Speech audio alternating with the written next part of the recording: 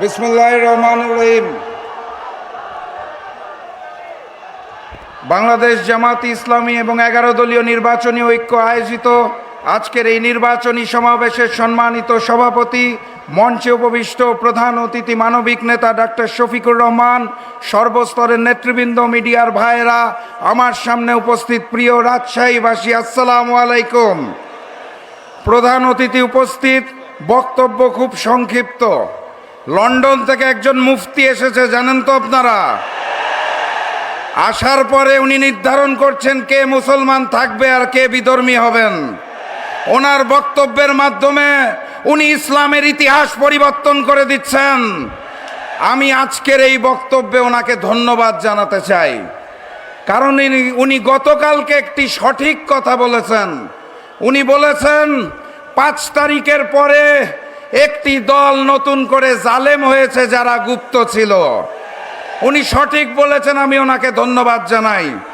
Transparency international Bangladesh, TIB একটি report দিয়েছে।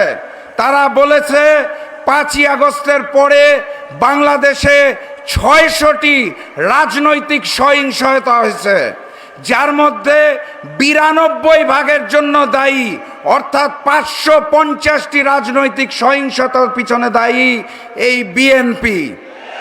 তাহলে জালেমের নাম কি? জালেমের নাম কি? আর আমরা সকলেই জানি এই লন্ডনী মুফতি গত 17 বছর লন্ডনে গুপ্ত ছিলেন। অতএব উনি সঠিক বলেছেন, নতুন করে যেই জালেম বিএনপি সৃষ্টি হয়েছে সেই বিএনপিকে 12 তারিখ আমরা লাল কার্ড দেখাবো।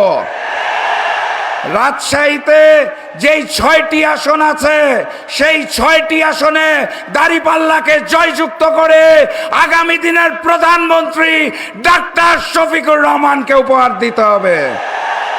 তার আগে গণভোট আছে, ভুলেন নাই তো?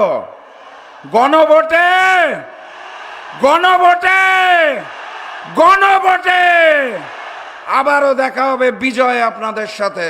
বিজয়ের পথে যাত্রা শুরু, জীবন অথবা মৃত্যু। আসসালামু আলাইকুম।